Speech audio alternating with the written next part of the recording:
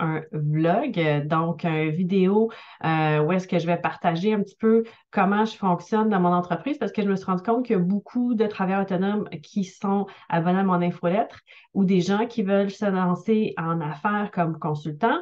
Donc, ça va vous donner peut-être des idées ou des fois, on a de la difficulté à s'imaginer comment les gens font les revenus, comment ça marche derrière leur entreprise. Donc, je vous partage ça, assez rapidement, je vais essayer de faire ça en moins de 10 minutes. Donc, juste pour vous donner une idée, si ça fait pas longtemps que vous suivez l'infolettre, donc évidemment, moi, c'est Marie-Ève, et je travaille à mon compte depuis presque 12 ans.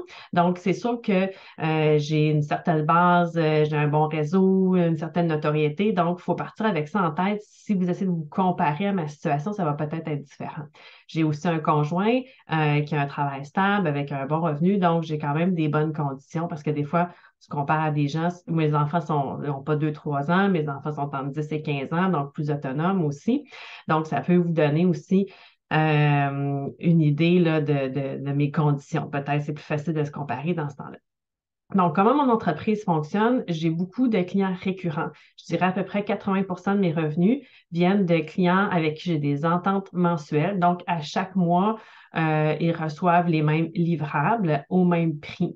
Donc, que ce soit des infolettres, un nombre de publications aux médias sociaux, je les accompagne aussi, par exemple, dans la mise en ligne de webinaires, etc. Donc, je suis un peu un service externe de communication pour tout ce qui est communication web. Des fois, je vais les conseiller aussi sur d'autres choses, mais c'est principalement mon rôle. Et selon mes clients, j'en ai environ 5 à 7, dépendamment des moments, où est-ce que je vais les accompagner à travers leurs activités de communication. Ils paient la même chose chaque mois. Donc, déjà en début de mois, je sais à peu près une bonne base là, d'où vont venir mes revenus.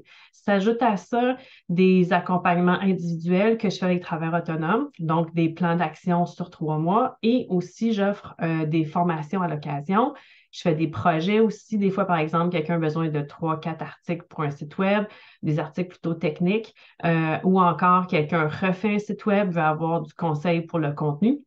C'est le genre de demande ponctuelle que je vais faire. Ensuite de ça, j'ai aussi un nouveau service qui est plus structuré que je fais depuis cet automne, qui est un accompagnement LinkedIn pour des dirigeants ou pour des propriétaires d'entreprise. Donc, où est-ce que je vais faire le profil, des publications et aussi de la formation sur l'utilisation de la plateforme. Donc, ça vous donne un petit peu une idée de mon offre de service, principalement des revenus récurrents. Donc, je n'ai pas besoin de passer tant que ça à faire du marketing pour cette section-là. Je fais du réseautage principalement pour aller trouver des clients, mais j'ai aussi un nouveau client qui m'a trouvé via LinkedIn. Je pourrais reparler plus de cette section-là aujourd'hui. Ce que je voulais vous parler aujourd'hui, c'est un petit peu l'idée de comment se faire une stratégie rapidement pour l'année 2023, même si on est déjà rendu en février, c'est pas trop tard si vous ne l'avez pas fait. Moi, je l'ai fait un peu en retard. Donc, ce que j'ai fait, je me suis projetée où est-ce que je vais être d'ici 5 ans. Donc, moi, je voudrais augmenter mes revenus d'environ 25 par rapport à aujourd'hui. Et aussi, je voudrais faire plus de la stratégie, donc faire un petit peu moins d'opérations pour les clients que j'ai. Aussi, je peux vous mentionner que j'ai avec moi une adjointe virtuelle, une personne qui révise mes textes. Donc, les deux sont engagés à l'heure selon mes besoins. Donc, c'est ça mon équipe. Et ça m'a permis d'aller chercher plus de clients d'ailleurs en allant chercher ces deux personnes-là. Donc, mon objectif, aller chercher plus des clients côté stratégie. Donc, j'ai pensé en fonction de ça, si je veux aller chercher ce type de client-là, qu'est-ce que je dois faire? Donc, des fois, on a la difficulté à s'imaginer c'est quoi la stratégie. Bien, disons qu'on a un objectif, notre objectif est de l'autre côté de la rivière, puis qu'on est d'un côté de la rivière, la stratégie, c'est le pont qui va nous amener jusque de l'autre côté. Et là, il faut penser comment je construis ce pont-là. Donc, ça m'a amené à revoir un peu mon contenu, plus les thèmes que je vais aborder. Et aussi, j'ai refait un petit peu mon logo, mon branding, travailler ça pour que ça soit un petit peu plus uniforme, que ça a l'air moins de quelqu'un tout seul dans son sous-sol. Donc, j'ai fait appel à une graphiste pour revoir un petit peu mon branding. Et donc, vraiment, dans mon contenu, y aller plus sur l'aspect stratégique dans les prochains mois. J'ai aussi participé à un podcast la semaine prochaine. Je vais continuer dans cette veine-là.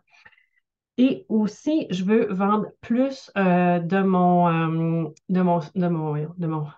service d'accompagnement LinkedIn parce que ça me permet d'aller chercher des accompagnements avec des personnes qui sont dans des rôles stratégiques et qui pourraient m'engager par la suite pour des stratégies.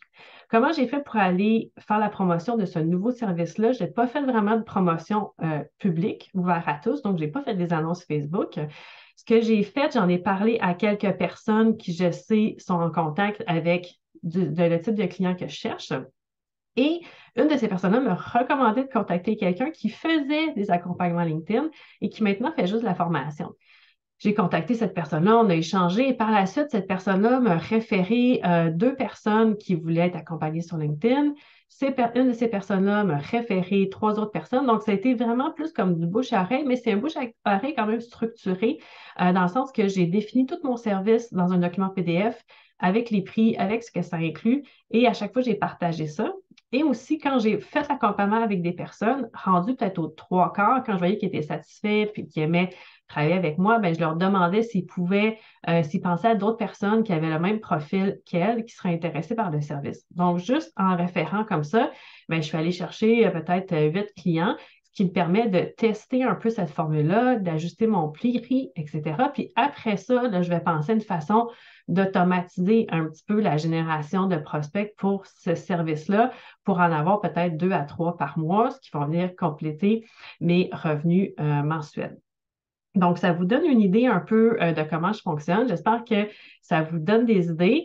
Et j'avais autre chose que je voulais dire. Ah oui, comment je calcule aussi. Si vous voulez avoir plus d'idées sur comment calculer la proportion de temps de vos revenus que vous devez consacrer, par exemple, au marketing et tout ça, je vous conseille d'aller voir les outils d'Hélène Sarah Bécotte. Mais je peux vous dire que de mon côté, j'essaie de faire par semaine environ 20 heures facturables. Et à ça s'ajoute un peu de temps pour mon marketing et je fais moi-même ma comptabilité. Et pour calculer mes revenus mensuels, qu'est-ce que je fais? Ben, c'est que je regarde les revenus annuels que je veux faire et moi, je le calcule sur 10 mois parce que je travaille à peu près 10 mois par année. Et de là, je divise par 10 ce revenu-là. Et là, ça me donne mon objectif mensuel. Donc, pour janvier, je n'ai pas tout à fait atteint mon objectif mensuel que je m'étais fixé, mais janvier, c'est toujours un petit peu plus lent. Donc, je vais essayer de rajuster le tir pour février. Et mon idée, c'est de faire pendant les 3 prochains mois un petit vlog comme ça où est-ce que je vais vous dire est-ce que j'ai atteint mes objectifs, qu'est-ce que j'ai fait pour les atteindre, qu'est-ce qui a bien marché, qu'est-ce qui a moins bien marché. Gênez-vous pas pour me poser des questions. Si vous aimeriez avoir d'accompagnement pour un plan individuel, faites-moi signe aussi. Et je vais mettre dans le contenu de l'infolettre les questions que j'utilise à chaque mois pour faire un bilan mensuel. Donc, j'espère que ça vous inspire, que ça vous donne des idées ou que ça soulève des questions. N'hésitez pas à me contacter et je vous souhaite une excellente fin de journée.